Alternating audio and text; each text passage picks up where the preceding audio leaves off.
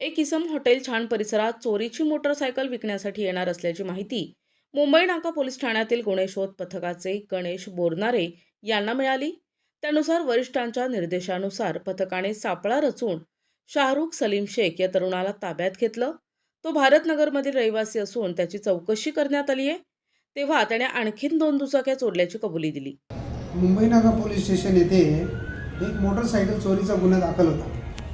दिनांक 6/10/25 रोजी गुन्हा रजिस्टर नंबर 326/2025 हा चोरीचा गुन्हा दाखल होता. या चोरीचा गुन्हा दाखल झाल्यापासून आम्ही ते गेली मोटरसायकल क्रमांक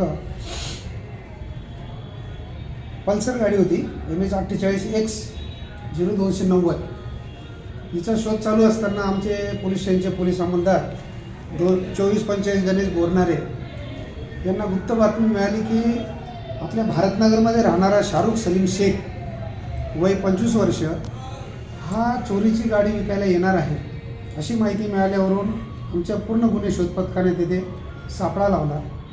त्यामध्ये PSI समतबेर, ASI सोनार, पोलीस हवालदार गाडवे,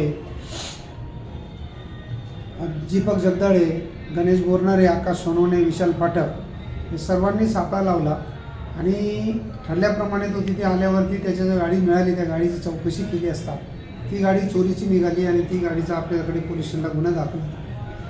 त्याच्याकडे अजून आम्ही सखोल चौकशी केली असता आणखी 2 गाड्या त्याने चोरल्याची कबुली दिली. पण त्या दोन्ही गाड्यापैकी एक गाडी गंगापूर पोलीस स्टेशनच्या गुन्ह्यामधली आहे आणि एक अंबड पोलीस स्टेशनच्या गुन्ह्यामध्ये दाखल आहे. त्या पोलीस स्टेशनला गुन्हे दाखल आहेत.